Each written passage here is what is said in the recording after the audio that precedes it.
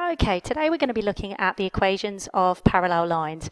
So over here on the right hand side you can see I've drawn two lines. The first line here that you can see is actually y equals x plus 2. And this second line down here is actually y equals x. Now we can see that they are parallel. That means they run alongside each other and their lines will never meet. The distance between them is exactly the same all the way through, so we say they're parallel. Now let's look at the actual individual equations. We've got the first y equals x plus 2 and the second one y equals x.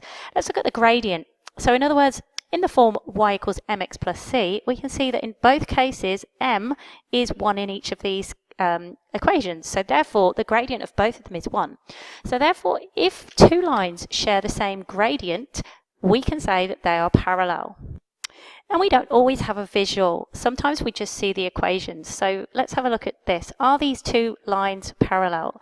Y equals 3x plus 2 and y equals 1/2 plus 3x. Well, they are parallel because if we look at the gradient on the first equation, the gradient in the form y equals mx plus c, the gradient is 3 in this particular case. Okay, so I'll highlight that. Now look at the second equation, we can see that this is just rearranged. Y equals mx is here, plus c is here. And we can see that m is 3. So they share the same gradient, so therefore they are parallel. Let's look at the second example. We've got two equations here. We can see on the first one that the gradient is 1/2.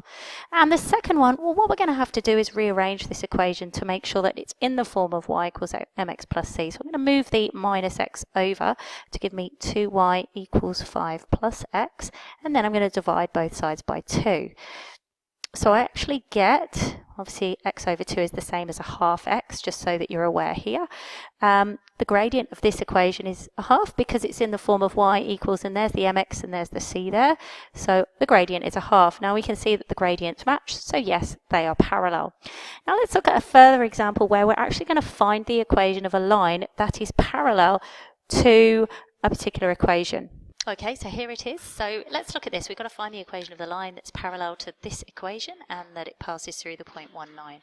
So let's have a look at the gradient. The gradient of this line is -2. So because we want the line to be parallel, that has to be our gradient. So the gradient of the new parallel line will have a gradient of -2. Now we know that it's a straight line.